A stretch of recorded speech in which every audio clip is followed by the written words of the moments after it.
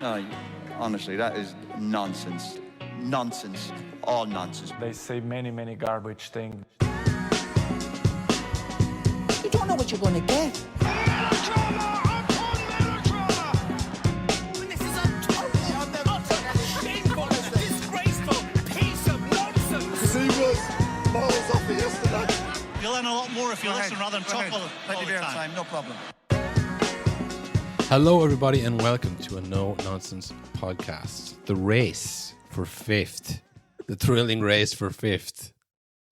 It just gets better and better, Will, every week. You know, I get more and more excited about the race for fifth. I can't wait for like in 10 years' time where it's the race for eighth. Yeah. You know, trying to sell that.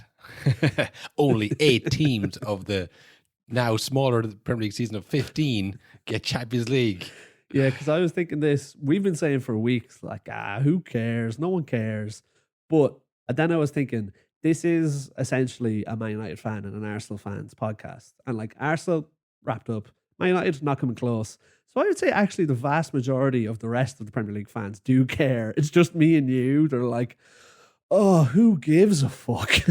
I think the 4 teams in it maybe care a little bit. But if you're a Man City fan, it is kind of like, this might save the season. We need to salvage something here.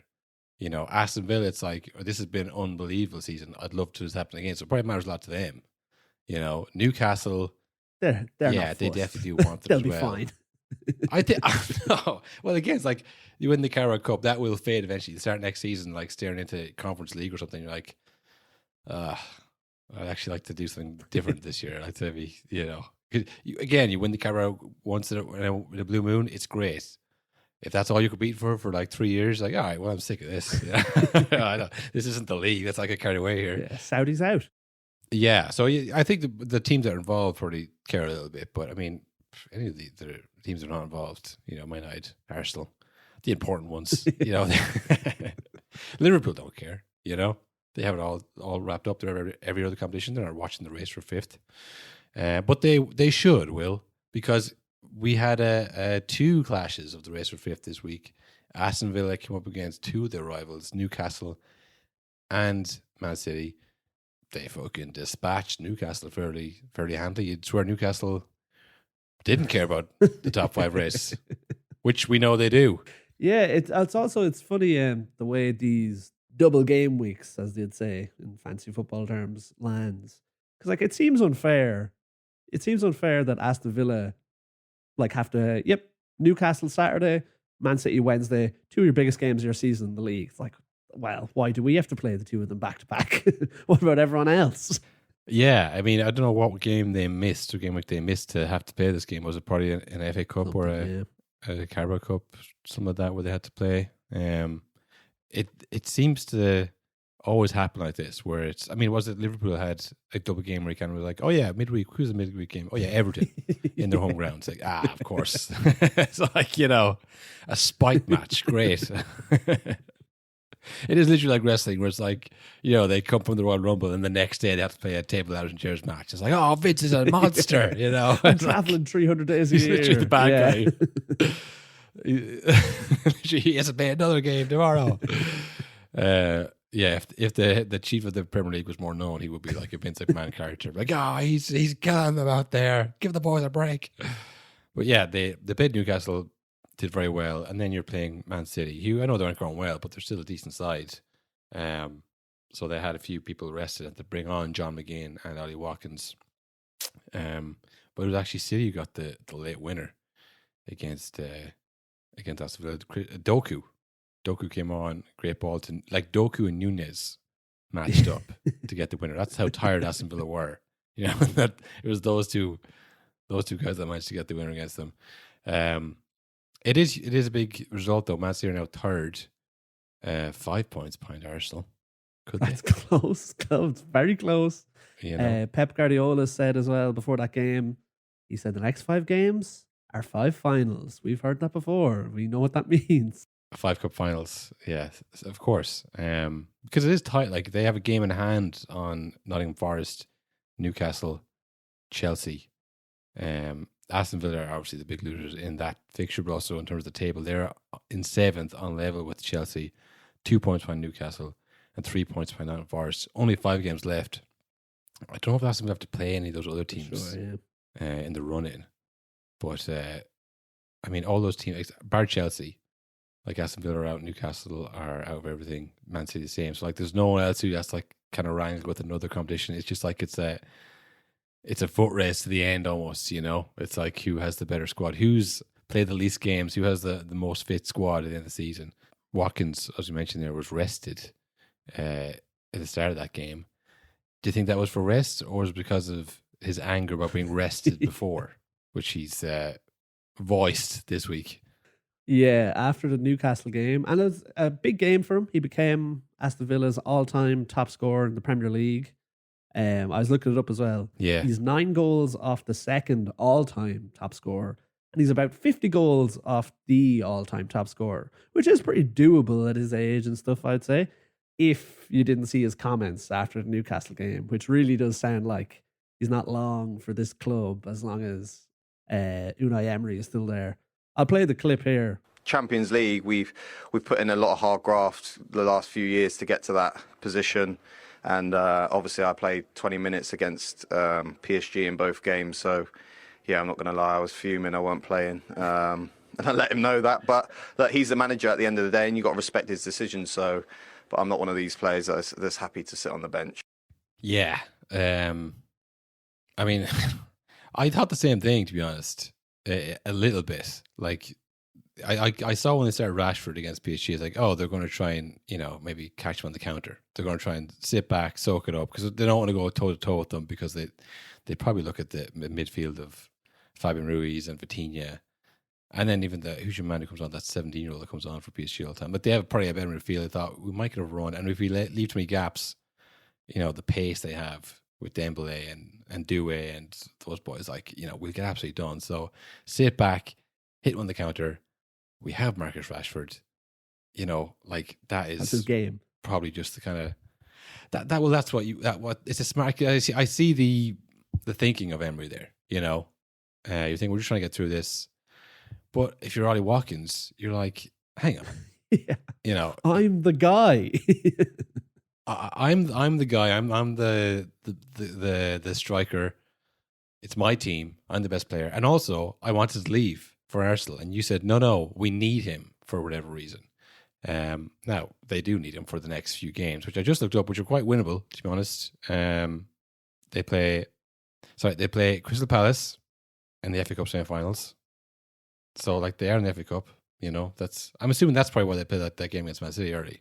Yes. Probably, yeah. That's probably why Man City also played that game. They're in the semi-finals too.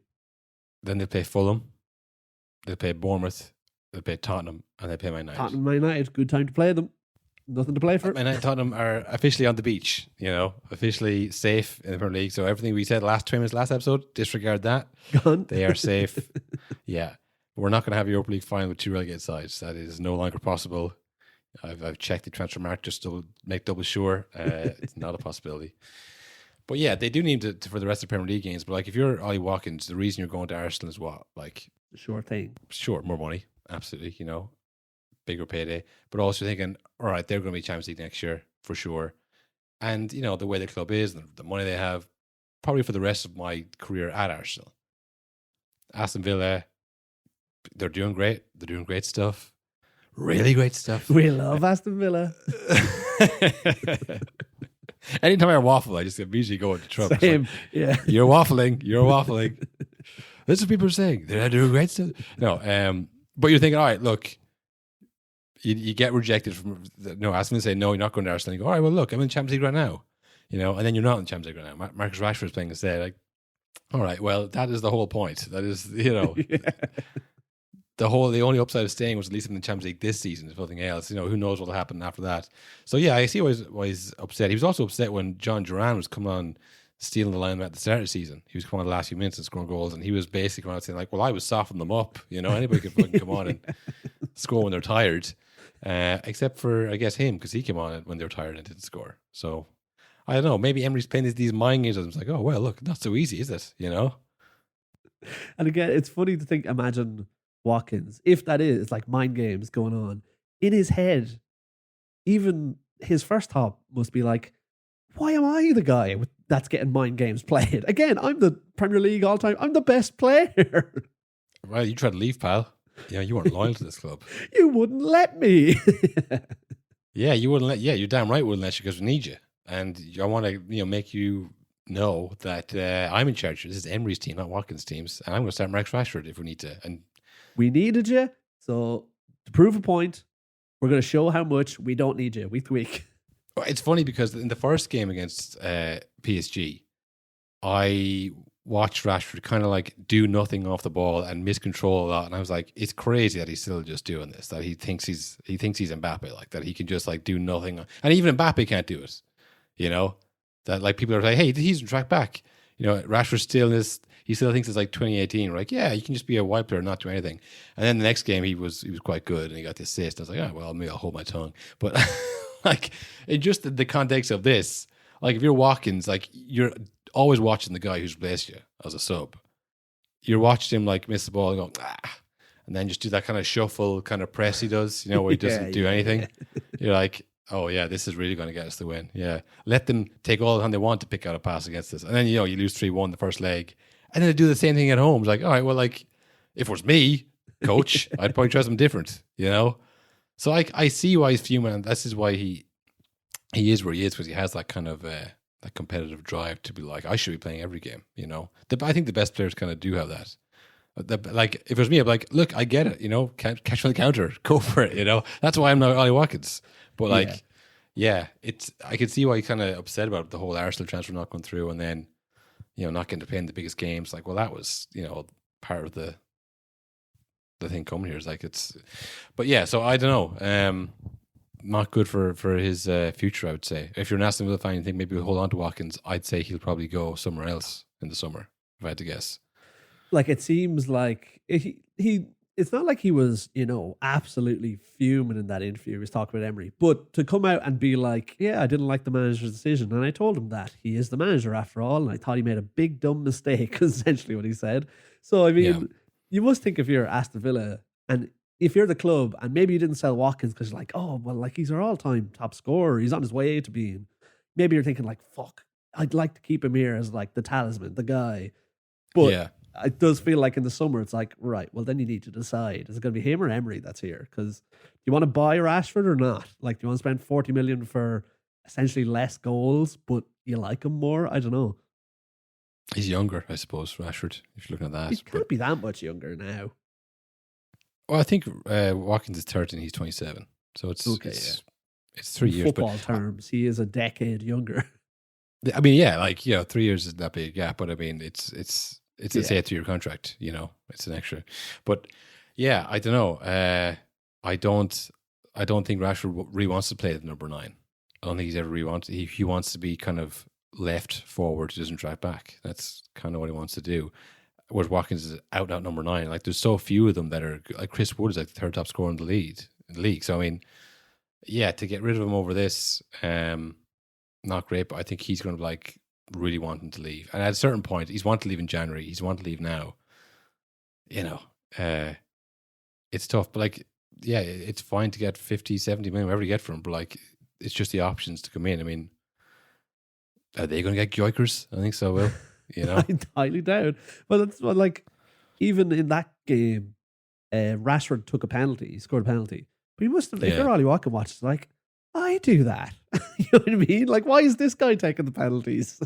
Well, this is it. He's playing. You're not. He's playing. You can see the writing on the wall if you're Ollie Watkins. Maybe they do want him to leave. Maybe they're thinking this is the time to sell. You don't want him to get to 33 and then have him leaving free and get nothing back from him. I don't know what they're thinking, but what I'd be thinking is there's not many players better than Ollie Watkins that you're going to be able to attract to the club, especially if you don't get Europa League. And that last minute goal by City might make some decisions for people in terms of Watkins and in terms of Aston Villa. Like, hey, actually, let's never start Rashford again. Let's send him back, because we're going to be scrapping for Europa League next year, it looks like. Yeah, and like we've talked before, their whole plan of spend, big wages, big names, big players, but we must stay in the Champions League or else it's all over. So I don't know if it's like that sudden where if they don't get it this season, it's a fire sale, or it's like they could do a season or two without it. But yeah, you'd be worried. I think we said this before about Liverpool, but it's crazy that like Villa finally get far up the table. They're one of the best teams in the league. They're fucking flying in the Champions League. They get all the way to a semi-final or a quarter-final, nearly have a comeback. And then at the end of the season, it's like, that was actually much worse than it's been in the last few years. You're in big trouble now. Yeah. I don't know. I think it's not all doom and gloom for them. I mean, I think they're still in with a shot and they have good fixtures. But it's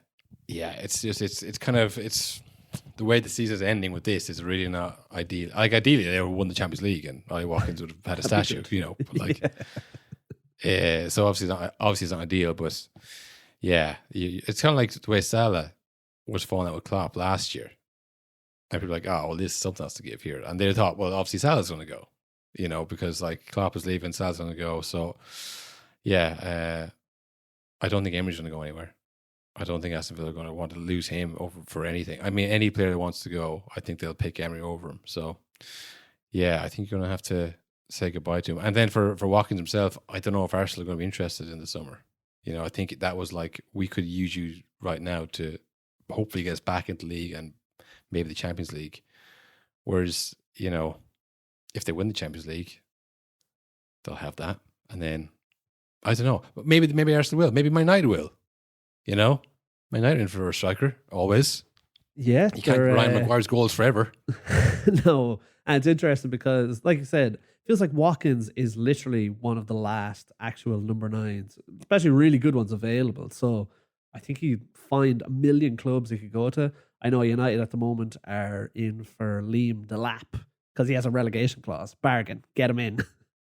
Oh, and they are relegated now. Yes, well, I don't think they're mathematically. They're very close, though. Oh, sorry. Is Leicester, sorry.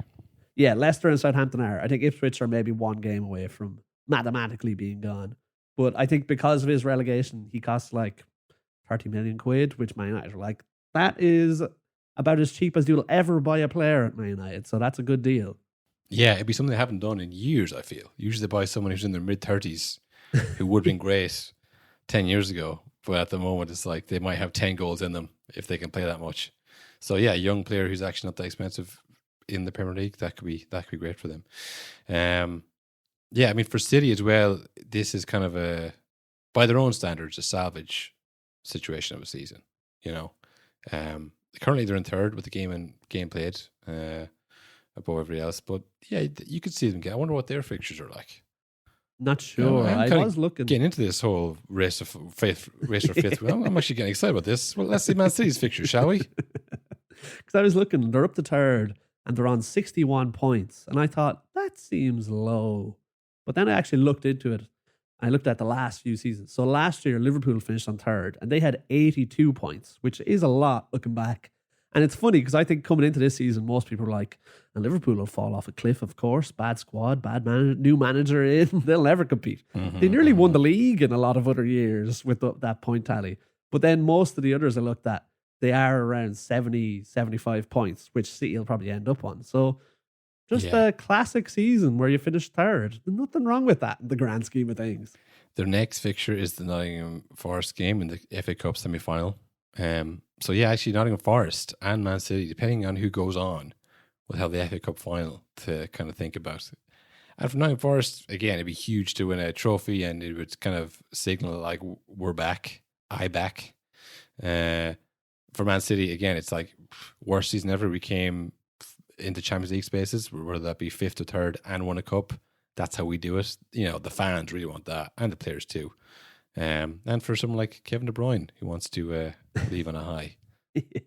Whether Man City want him to leave on a high or not. Yeah, what do you have the quotes there? I'll get him up here. I didn't have any offer for the whole year. They just took a decision. I was surprised, but I just have to accept it. I told them I still have a lot to give. They told me what the decision was, and I can't really say what they think on the inside. It was not really a long conversation. Yeah, we said this, that there wasn't much kind of fanfare. There wasn't much clamour of like, give him anything he wants type stuff, It was very kind of low-key, very kind of business-like, which we thought from City, very, very clinical. Yeah, player in his 30s, playing less and less games every season. Time to move him on. The king is dead. Long live the king. That kind of thing. I don't seem it was like that. Well, no, actually, it does seem exactly like that. Except Kevin De Bruyne was around happy about it. That seems to be the only kind of wrinkle that we didn't catch. There's more quotes, I think, where he talks about not wanting to change much at this stage of his kid's life. Doesn't want to move very far out of the area where he lives at this instant. Yeah. I mean, there's a few. You might think of this like you might think there's only one, in the Manchester area. Newly promoted Burnley. He's obviously going to go to Burnley. That's what I was thinking. That's very close to where he is, surely. But apparently, his kids go to the same school as Virgil van Dijk's. Really? So I'm not sure if that's some kind of like private primary school in the leafy suburbs in between Liverpool and Manchester somewhere. Somewhere we're typing on the map, probably, like a celebrity place. A bunker somewhere. Yeah, a leafy bunker. But, Liverpool, would Liverpool take him on? No. Do they have the scope in that midfield to have Kevin De Bruyne play 20 games a season? I mean, if you're thinking of Kevin De Bruyne as a fuck you to Man City, which sounds like what he wants to do. Yeah. Well, I mean, it's funny because I was actually thinking this about Liverpool have obviously, they finally did. They re-signed Salah and they re-signed Van Dijk, give them what they want. Maybe not all they want, but they're giving them a lot of money to stay on. I do wonder, does this change everything now going forward? Like in the summer, maybe Liverpool had big plans. Let's get some replacements in, refresh the squad. And now they're like, oh no, we have no more money. It's all going to the two boys who fucking won the league this year. We have to keep them on. Yeah, well, I do think it's probably a good investment. They could do with. I mean, it's so funny. They kind of. I'm going to take a risk here. We're going to use the word juxtaposition. Nice. the juxtaposition between the Trent and the Robertson stuff, like very similar, like time at the club in terms of like the success and the failures and like impact, and like there was a time when they were both like the left and right backs. Obviously Robertson's a bit older. I think he's a year older than me, or maybe a year younger than me. So a young, fit man, in the prime of his life. But like he had not the best season. I don't remember how good or bad season he had last season, but people's mind is made up, and like all these kind of podcasts and influencers be like, obviously we need a new left back, and it's just like it's a foregone conclusion. I don't know if his contract is even up at the end of the season. Or I haven't heard season, anything about that. Yeah, but everyone's like, sell Robertson, obviously, get him out of the club. He's fucking taking up space. He's a shit cunt, And then it's like Alexander Arnold is leaving on a free. To a club in a different league that you might play once or twice a year, if that. Like he's a charlatan, he's a traitor and he's a coward.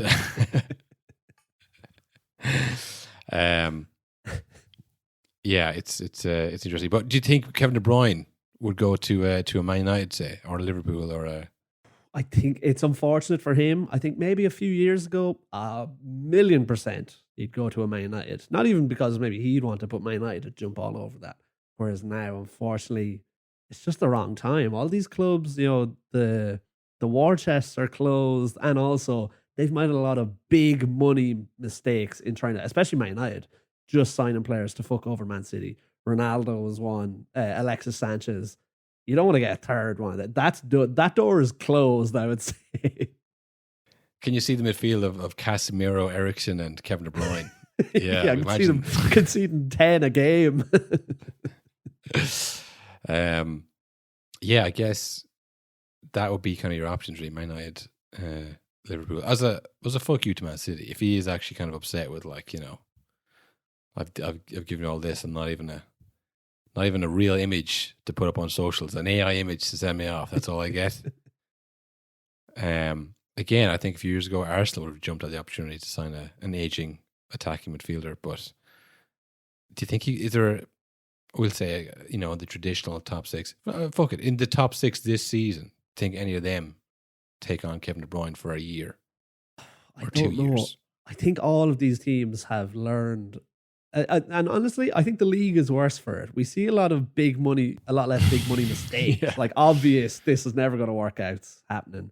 I think they've all learned from the mistake of like, don't sign. No matter how good he is or was, or he's in his 30s and he's injured a lot, let's not give him 500 grand a week for him to play 10 games this season. You know what I mean? It never works out really. Well, he would have to come on severely reduced wages. This would literally be a spite move where his wife is like, look, I'm happy to go to Inter Miami. He's like, babe, I'm doing this, all right? I'm doing it for 2 years, and look at everything else here. This is what the cost is. This is the real cost. I'm going to do this for me, and I'm going to go to Burnley for 30 grand a week. And that would be sick. And I'm going to live in a hotel, and that's it. And I'm going to show those fuckers that I can still do it. And he'd play 20 games a season, and he'd be injured, and he'd go, yeah, I should have done that, but I thought it would. It's like, they say wait 24 hours before sending an angry email. Read it back. Are you still angry? Are you still going to send that to your boss? Yes, I am. I'm moving to Brentford. So yeah, I mean, we mentioned it there. Liverpool also have, like I said, the biggest thing about Liverpool winning the league so long ago is that there's not much to talk about with them other than their contract negotiations. 2 out of 3 ain't bad, but I guess they didn't sign the youngest one, which you're thinking next 10 years type stuff with Trent. But this is kind of, honestly, was it the first game of the season when he was taken off? Or he wasn't taken off, but it was one game he was taken off, and Slot was trying to like break down tactically why he took him off, and Trent was giving a get a load of this guy kind of thing. Like, look, who do you think he's talking to? You know who I am, kind of thing. That's been going on since the start of the season. And everyone's like, yeah, he's not going to sign. He's not going to sign. And lo and behold, it looks like he's not going to sign. I mean, how do you feel about this, Will? I mean, I think Liverpool fans really appreciate when people from other clubs tell them how they should feel about this. So we're going to give it a crack. Let's tell Liverpool what they should actually be feeling.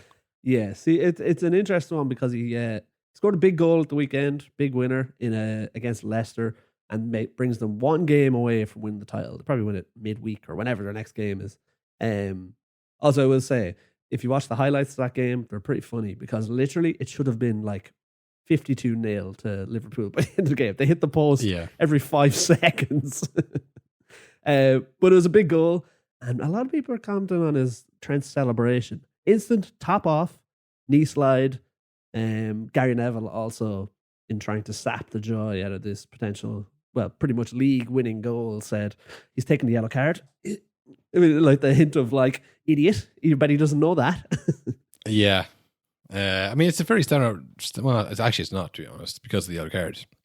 Like I mentioned, take the shirt off. You really have to have a message that you want to send somebody if you're taking the shirt off. Be it a written physical message on a t-shirt beneath, or something where you're like, hanging up your jersey on the corner flag, which isn't usually what happens, I don't think. Because a lot of people are like, no, like the only other one like that is Messi holding the jersey up, but that's different. You know what I mean? If you're going to do that, if you're taking the jersey off with the idea of I'm going to use the jersey as a prop, that's the celebration. You lift it up and you hold it. That's way better. Hanging it up on the corner flag, I think he a few months ago, remember he did the puppet hands, the yap yap yap. Everyone's talking about me celebration. This one, now he's hanging it up on the corner flag. It's like, well, they're definitely going to talk about that, man. You're hanging your jersey up physically. Yeah. Won't need this. One last big moment, and I'm hanging this up for good. Of all the celebrations to do, he could not have done a more I'm leaving one. Even though if that wasn't his intention, maybe even it was like, that's just a cool thing to do. That honestly would have been one of the most iconic moments in Premier League history, which, I know it's not quite Barclays, but I mean, if Arsenal had lost at the weekend, which they seem to every weekend except for this weekend somehow, he scores the winner, wins them the league officially, he hangs up his jersey and then goes to Real Madrid. Like, that is like... That's baller. That's cool.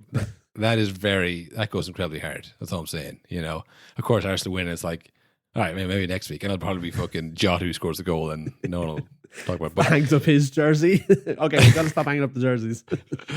If he, if he had scored the goal that won the league officially, then hung up his jersey on the left, we'd have gone, you know what? Fuck, that's cool. That's actually really cool. The other issue is there's still 5 games to go. They're winning the league early, so it's like we still need you. We have 5 more games. Well, if he's not going to sign, I mean, they don't. Once they win it, they don't. They shouldn't be playing them. I guess they don't need them. They don't.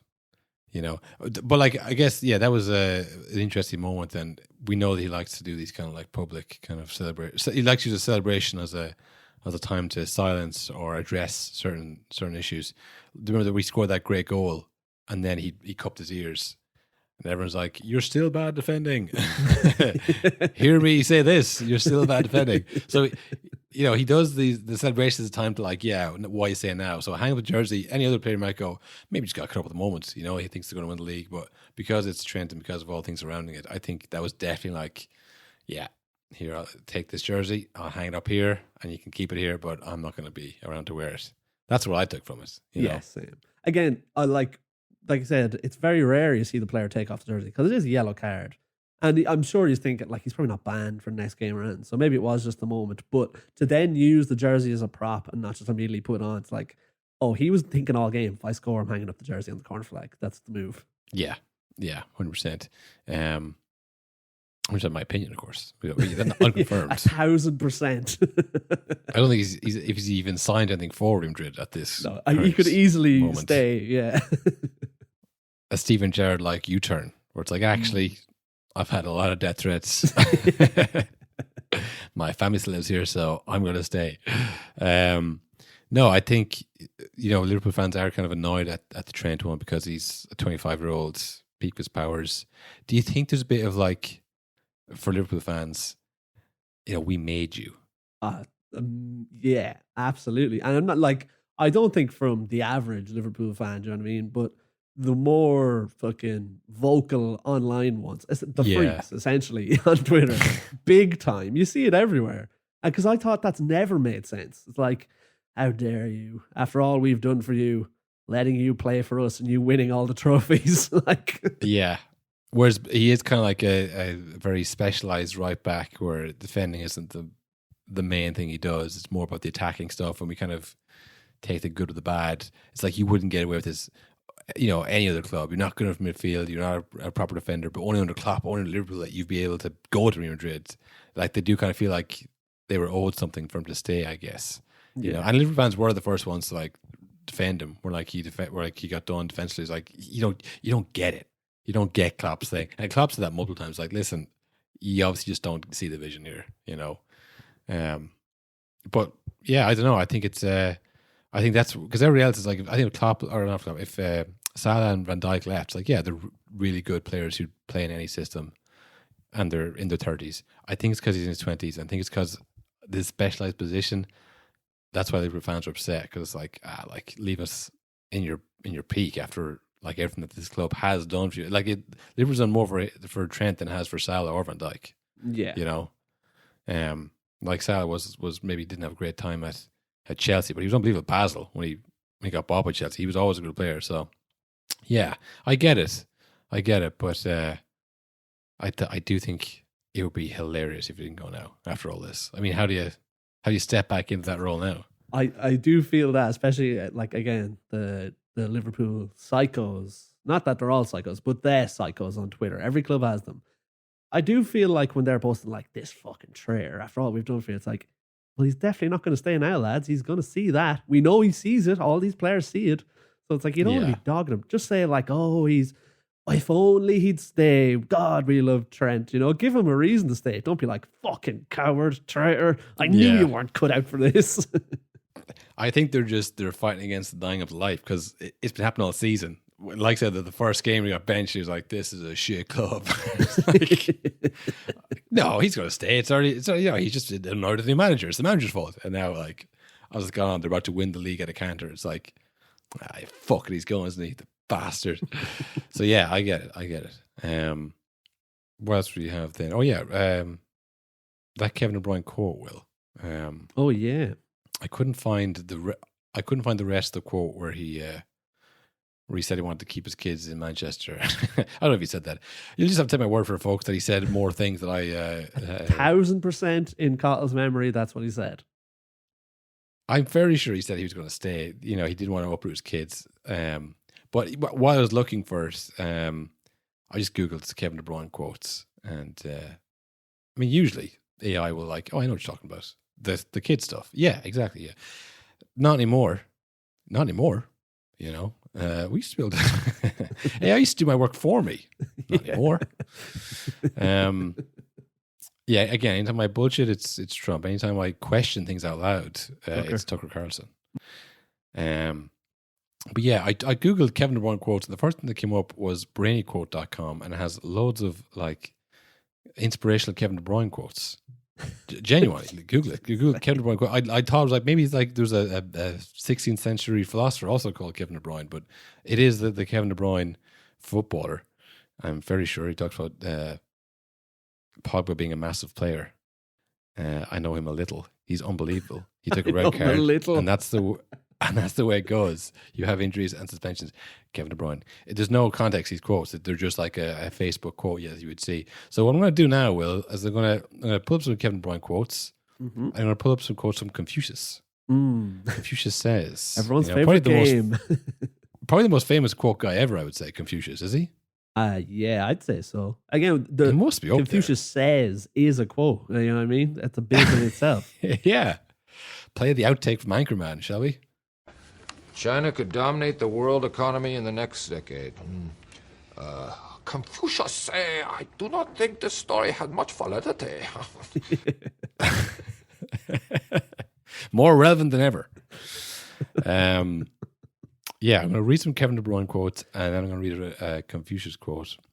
And you have to tell me which is which, I guess. So I'll read a Kevin De Bruyne quote. You tell me if it's Kevin De Bruyne or Confucius. Cue the music. Let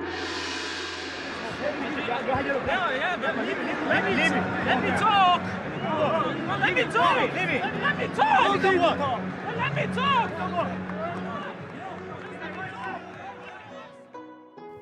Everyone needs to find a system that suits them. Is that Confucius or Kevin De Bruyne? I could go either way, you know. A system. I feel like I'm going to say we talk about systems a lot. That's got to be Kevin De Bruyne. I don't know what systems Confucius was talking about. I don't think systems invented them. Yeah, no, that was Kevin De Bruyne. One bing on the board. Yeah, that was easy enough, to be fair. I did say systems. In life, if you have a bad spell, then you are running behind. Oh, genuinely could go either way again. See, when you said in life, I thought Confucius, but then the way you said running behind, that sounds like a Premier League footballer. I'm gonna go with my gut reaction. I think that's Confucius. Well, it's Kevin De Bruyne. Oh! You don't never trust your gut, folks. Case in 1-0.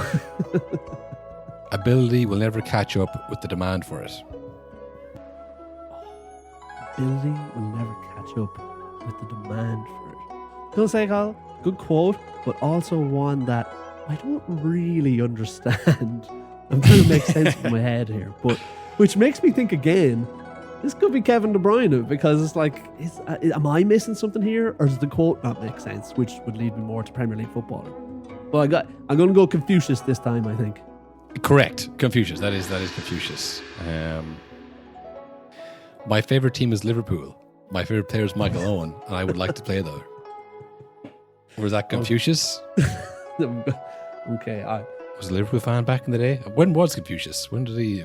I'm going to say I think he predates Michael Owen by a little bit. Maybe not much. I don't know. It feels like a long time ago since Michael Owen won a Ballon d'Or, but it was a long time ago. Will, how much longer are we talking? Several thousand years, I would assume.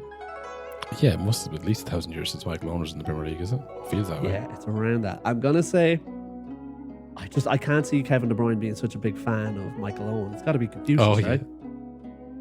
It's not. Will, that was actually a Kevin De Bruyne quote. Yeah. I think he doesn't play like Michael Owen at all. It's his favorite player, you know. Your favorite player, Michael Owen. This is incredible to me that there's like a whole list of Kevin De Bruyne quotes, very specific, not very inspirational. When are these ever applicable to anything ever, apart from playing for Man City? Yeah, you know, and like I wouldn't mind because like sometimes like especially American Olympians, you know, in terms of sports people, I'm saying they do have maybe some quotes where it's about like working hard. This is all just like about like post-match stuff. Yeah. Most of this number 10, when I was really young, I played as a striker, but I grew a lot when I was 15 or 16. Kevin De Bruyne. What? Like, why is Who that? would have that on the story? Yeah. It's just kind of a factual bit of record of Kevin De Bruyne's life. It's not really wow. It says so much without saying that much at all. So yeah, look, Kevin De Bruyne every so often has some interesting quotes, but only if there's context, I feel. Yeah. So yeah, the race for 5 is hotting up, Will. And we're getting closer to the summer transfer window, where I feel there's going to be some surprises, some clear outs maybe for different clubs. But we did kind of think maybe it sounds crazy, but we thought maybe the race for 5th isn't that interesting to people. You know, but I know you're don't turn us off saying like these guys have lost their mind. You know, that they're lost touch with the fans if they think that race for 5th is interesting. Do you think I think that genuinely has happened before, where someone is like 45 minutes into an episode of us and they go, that last bit was actually too dumb. Like, you know, that last thing they said, they've lost me forever. Well, I know about us. It definitely happens. I mean, have you ever heard of Joe Rogan? Yeah, everyone has a moment. Yeah. Can we actually play the clip of him talking about football? Oh yeah, I forgot about that one. This is, we always make this point, like when you, because it's hard to give examples sometimes. It's like, oh, when he talks to something that you know about, that's when you turn off. I mean, that quote, that's incredible. He's so confident at the start. Here's one of the reasons why soccer is legit and why it's not going to become successful in America is because they don't take breaks. So there's no fucking commercial time. Yeah. There's no time to shove Taco Bell down your face. They don't take any? No breaks. Really? Nope. It goes for a certain amount of time. I forget how long a soccer match is. But it's increased in its popularity tenfold here in the last decade. I'm telling you, if you go to see it live, it's fucking... I've been to multiple games. Incredible, right? Yeah, it's unbelievable. And the arena that they have here in Austin is amazing. It's great. You don't realize that it's, you know, compared to what we're used to for like American football stadiums. Right. It's small. It doesn't feel small because every seat in that house is fantastic. Yep. And it's great competition. We keep getting better players here. Being like, no breaks, none at all. They play for a certain time. How long is a football game, Jamie? It's like you don't even know how long it's for with this no break. It plays for a certain time. I don't know how long for. 45 minutes, then take a break. Oh, there you go. There's a break, Joe. It's just, that make you turn off instantly. The worst part of that clip, honestly, is Tom Segura unveiling that obviously he's from a Mexican heritage. He's like, I've been to a million games, Joe. And then saying, do they really not take breaks? You know they take breaks, you fucking bootlicker. You just don't want to get kicked off the show. 100%. He's not going to like challenge him. He's not because sometimes when you aggressive, he's being aggressive. He's like, nope. If you match that same kind of response to someone who you know is wrong, the end game is someone looks it up and you go, right, well, that's probably enough for the podcast today, Tom. I'm fucking done with this. He's going to throw a hissy fit. These type of people, like, there's no winning. Like, you might get the answer right, but like now the podcast is finished and you're shadow banned from the Rogan sphere. So you're out with the mothership. Yeah, because you challenged them on something that really isn't important. Like say we're zoning in on the guests, but like most people go, Joe Rogan's an idiot. So. It's best just to keep your head down sometimes, folks. But I'm sure that happens with us all the time where we say, I don't know, maybe Lukaku's going to score 20 goals this season. Which brings on to our first question. That's right. We put up on Instagram this week. Any questions for the two hosts, you, me, Will? So we got listeners sending questions into the Instagram, genuine listeners, which is nice. Usheen, the Cairn, said, what's been the podcast's most correct call and the absolute worst call / prediction? Yeah. I don't remember a lot of your calls, Will, good, bad, or indifferent. Yeah, I'm the same. I mostly just talk and then I wait until it's my turn to talk again. Well, it's because like you say something that's wrong, I'm like, yeah, whatever, But like when I think that's wrong, it haunts me forever. I'm like, I can't believe I said that. It's so stupid. Everyone's talking about this, yeah. Yeah. I know my best call ever was probably Argentina win the World Cup. That was good, yeah. Italy as well for the Euros. You had back-to-back international tournament predictions. That was pretty good. maybe Italy better because everyone knew about Messi and Argentina, and I guess they wanted them to win more than anything. Yeah. I read an article that said Italy were on a winning streak. I was like, back the winner, and foolproof. Yep. Foolproof plan. My worst take was probably that Lukaku will score 20 goals for Chelsea in his third stint with them. Third stint, and it was, I think you said that and like that season's preview. You said he'll probably score 20 something goals. Yeah, which at the time it was like that won't be enough. Lukaku. It wasn't like they're going to need to score like maybe 25 goals plus. I mean, usually the winner of the league has someone who does, like Salah or Haaland, like at the time I think Aguero was scoring a lot more than 20 goals. I was like, around 20 goals for Lukaku, which I was like, that's conservative. Yep. And then you came in and said he won't score 5 in January. He had scored 4. He scored 2. He won't score 5 goals for the season. I was like, he'll double it at least and get one more. And he got 4. Yeah. So I said he's about 20. He scored 4. That was because I doubled down on it. Not only did I get it wrong initially, I saw a body of evidence and I went, he can keep going. He'll get there. So I got it wrong twice. I first went for 20. Then said, okay, fine, at least 5. I didn't make 5. So that was my worst take, I think, on the pod. Yeah, I think the Lukaku less than 5 goals in January is probably my crowning achievement in the pod. Yes, that was actually a good call. Yeah, and we've had so many bad calls. It actually is tougher to remember the bad ones because, like you said, we say stuff, instantly forget it. We remember the ones where we're right because, like, that sounds like something I said. I think I thought that. But all the wrong ones, I just go, that whatever. They just evaporate from my memory. I'm trying to think of any my worst. I've had a lot of stinkers, but my absolute worst call. I can think of one maybe. It's not really an outright call. I think it was Ten Hag, second season. We said they had raised the floor. The floor dropped lower than it ever had. I actually saw someone say the phrase, Man United are raising the technical floor by bringing in Cunha again. I thought, oh no. Oh no. I've been there, brother. Boy, stop raising the floor. We need to raise the roof. It's the roof. Raise the roof. Problem. Ever listen to a hip hop song in your life? Better raise the roof, not the floor. If you raise the floor, I'll get crushed. Yeah. It's the roof. Yeah, that might actually be because I think it was like, I can't even remember the players they brought in. All players who no doubt are long since gone or were flops. It may have been Sancho, to be honest, when you said that. I think it could have been Sancho. It could have been Amrabat.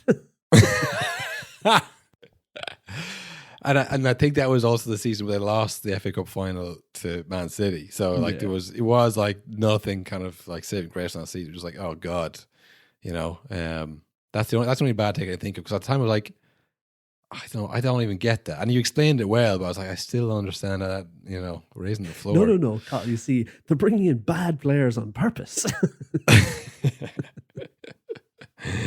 Oh God. Thanks for the question. A trip down memory lane, I guess, of bad takes. Question 2, another kind of trip down memory lane. This is more of a request as well.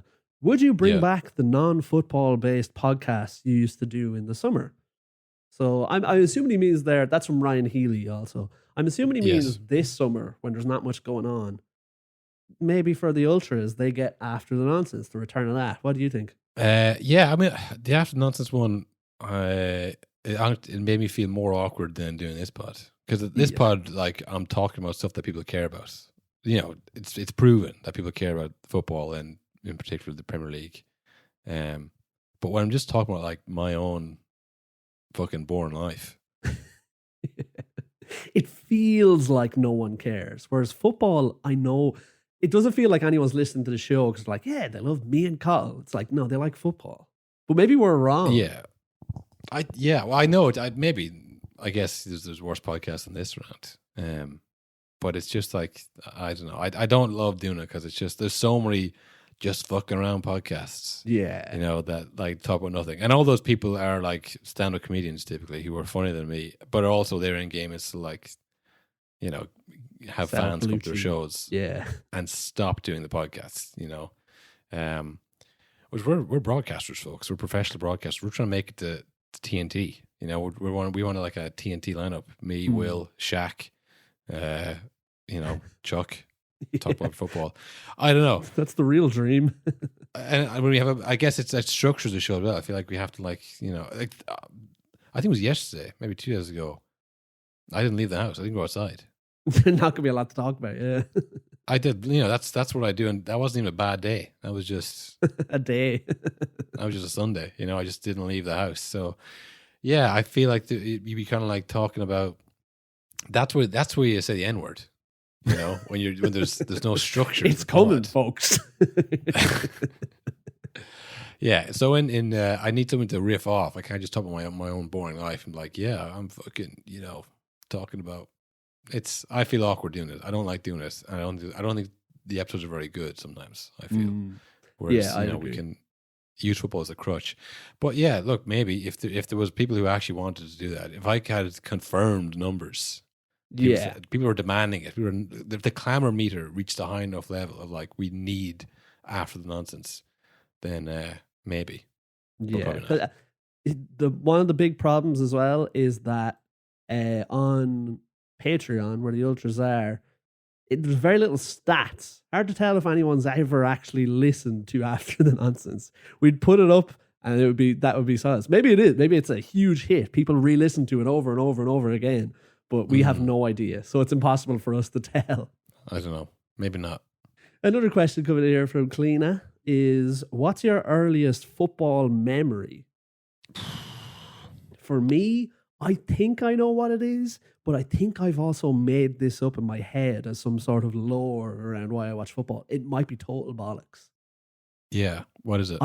In my brain, I vaguely remember watching the Man United treble win in Champions League with my dad, but I would have been 5. Is that right?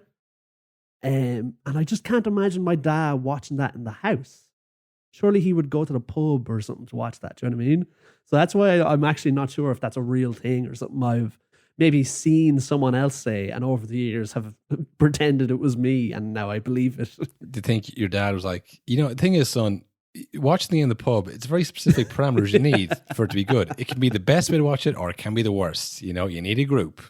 You need to get there early. I can't do that. Okay, so I can't do that. So I'm watching the game here. Okay, so remember that for when you do a podcast in 20 years' time. I'm sitting on the floor, wide-eyed, 5-year-old. Turn Monday Night Raw, and I'm bored of this. I don't know, man. I can't remember anything from my childhood at all. Probably a bad thing. Very, very few and far between. I don't remember anything from primary school. Nothing positive. I think the first thing I remember, I don't even think I even remember the game, but a football memory was the Liverpool Champions League final with the comeback, because it was just what everyone was seemingly talking about, and everyone was wearing the Liverpool jerseys. They all came out of the woodwork because they hadn't won the league for so long. That there wasn't as many Liverpool fans kind of around. It was on my night back then. Because even Chelsea wasn't a big thing. But yeah, a few Arsenal as well. But I feel like it's wow, there's a lot of Liverpool fans around. When they won this unexpected Champions League game. I'm very sure that was the year of the ghost goal against Chelsea as well, wasn't it? The semi-final, the Lewis. Maybe not. Maybe it was after. But I just remember that. I remember that being on the telly. I think on RT or something like that. And do you know what's an early memory? Now that I think we've talked about it on the show, us getting in trouble for not watching the second half of Ireland versus Saudi Arabia. Fuck! What are we talking about? Yeah, the 2002 World Cup. That's that's my earliest memory. Yeah, watching Robbie Keane on a screen smaller than my laptop today. With 500 children. What felt like 500. I think it was 150. All again, in a room small than this room here today. When you see it now. People fainting left, right, and center just from Robbie Keane's excellence. Yeah, that was the first football memory. Yeah, that whole 2002 World Cup was my first football memory. Yeah, because I remember strongly all the après-match stuff from that, because I think I had a video of them all. And I also remember us missing the Robbie Keane goal against Germany because we were on a school tour to the zoo. We heard it on a radio someone was carrying around. Oh, so what game were we watching? We were probably watching the Cameroon game. No, Cameroon game was 6 in the morning. I remember watching that. No, I think it was Saudi Arabia we watched, because we didn't want to go back in because we were 3-0 up at half time. That was the whole thing. And then we got in trouble for it. Yeah, I watched the Cameroon game in my home, 6 a.m. in the morning. Go up, watch it. We had all the Ireland gear, blow up, green fists, and you know, people, what Gen Z would probably call offensive attire. Will you know? All leprechaun hats and gloves and Kiss Me I'm Irish kind of stuff on. You know, corny shit. I don't think it's Kiss Me I'm Irish, but you know. Anyways, point being, watched that game 6 in the morning. Watched the Saudi Arabia game halftime, and it was so hot and sweaty in that room we all left. And I was like, we were inspired to play football. Damien Duff had inspired us to out and play football, and the guy who had to watch us, who like, you know, what was he doing? We're up 3-0. It's Saudi Arabia, pal. You know, we're up 3-0. What do you want to watch? You know, you're missing the game. You fucking idiot. Anyways, I don't want to get into it. It was a very traumatic time. And then I guess we missed the Robbie Keane goal. We were on a school tour. We were at the zoo. I remember. Wow, I didn't know that. I didn't remember that. Mental. We saw very little of the 2002 World Cup. We watched a game and a half in the group stage. Well, yeah, I definitely watched the Spain game at home. Watched the penalties. Yeah, that was an evening game. I remember that thinking, why didn't Shea Given say that ball his legs? I remember thinking that for some reason. That's what I would have done. I was thinking. My earliest memory is 2002 World Cup. Will's earliest memory, he was at the Champions League final in Munich. Was it in Munich? No, it was in Barcelona, wasn't it? In Barcelona against Munich, yeah. I remember. Will was in Barcelona. Yeah, he was in a hostel, and he actually pulled as well when he was 5. It was a core memory for him. Next question.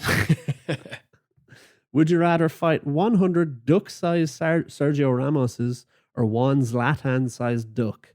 Now, say, interesting question. Very easy answer is one Zlatan-sized duck, I think. 100 Sergio Ramoses. They'd crowd you, Carl. No, I have good stamina. You just have to keep kicking. 100 of them. A Zlatan-sized, a 6'5" duck. Have you seen a duck's bill? The razors on the duck's bill.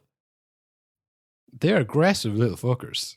And I know you'd say the same thing about, you know, tiny Sergio Ramoses. But that's what I was thinking. You know, is they'll be biting, like they will come together as a group and plan your demise. Do you know what I mean? They're not just going to be going at you. They're tactical. They'll work it out. They'll be trying to pull your shoulder out of your socket. He's not tactical. He's a freak athlete, you know, and he can read the game well when he's running full tilt, but they're not getting any kind of fucking like, you know, Roman formations here. We saw what he did to Salah. But one of them, I know, an adult man size, but 100 of them, they can work together and all pull your shoulder out of its socket. Do you know what I mean? No, he's a bully. I've never seen him stand to anybody bigger than him. I've never seen him do that once. You know, they like to pick on Messi, like to pick on, you know, Salah, little small fast guys. He'd be fighting other ducks. He'd split off and fight like little squirrels. Maybe is what he'd start doing.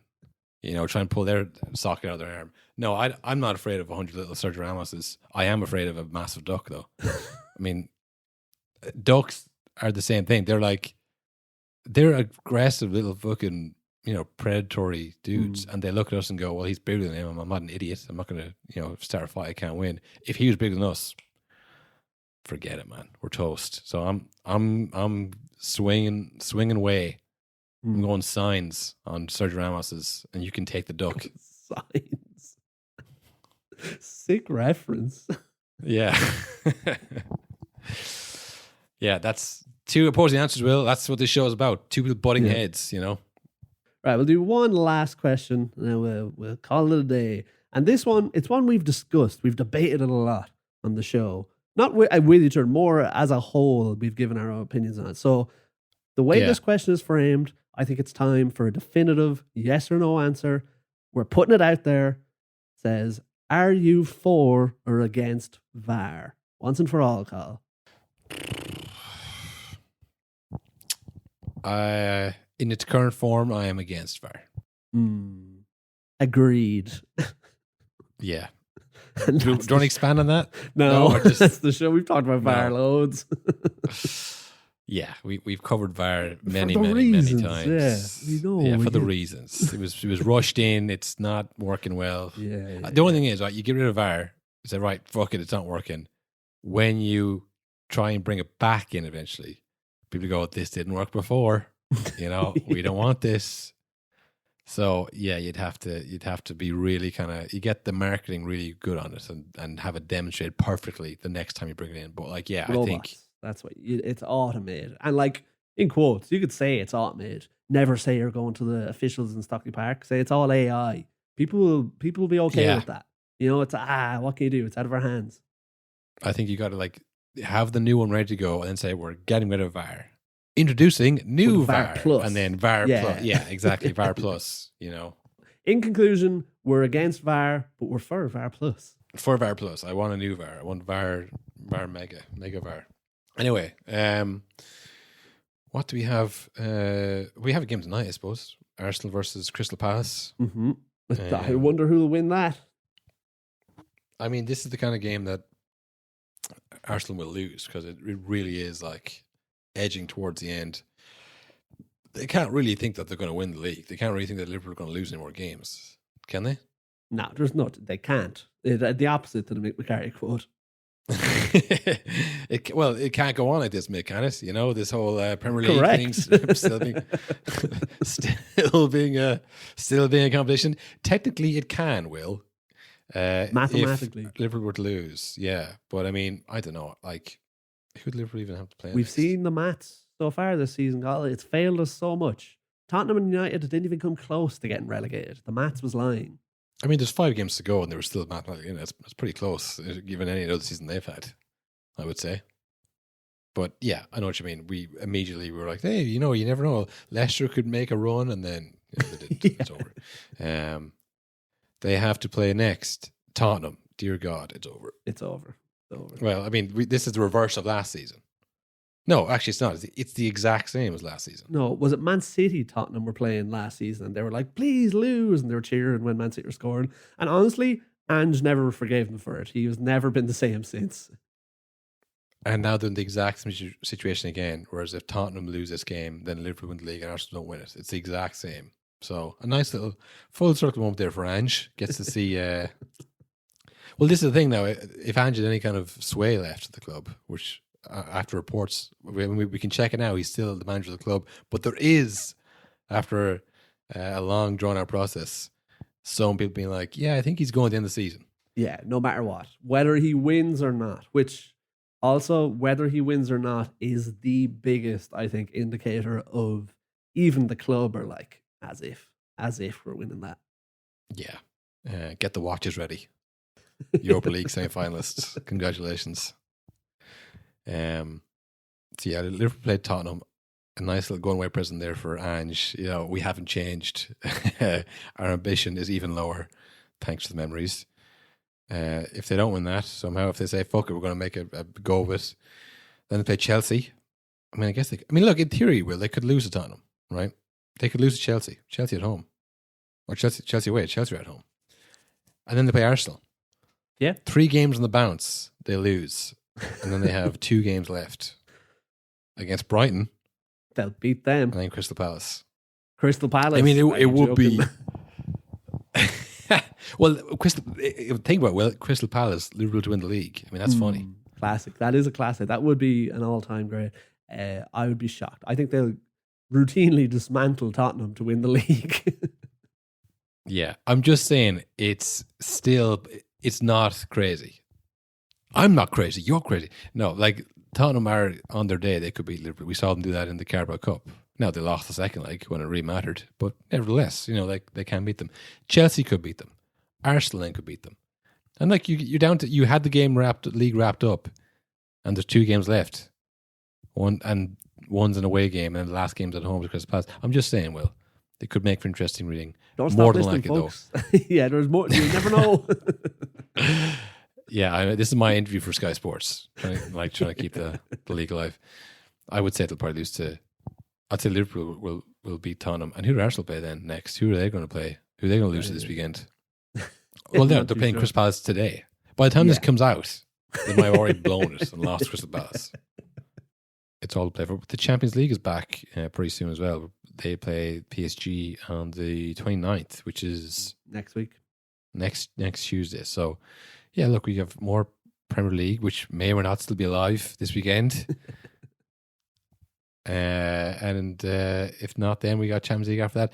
Look, send in more questions. Ask us anything you want. Yeah, you know? literally anything. we'll come with something, folks. We're professionals. We're professional broadcasters.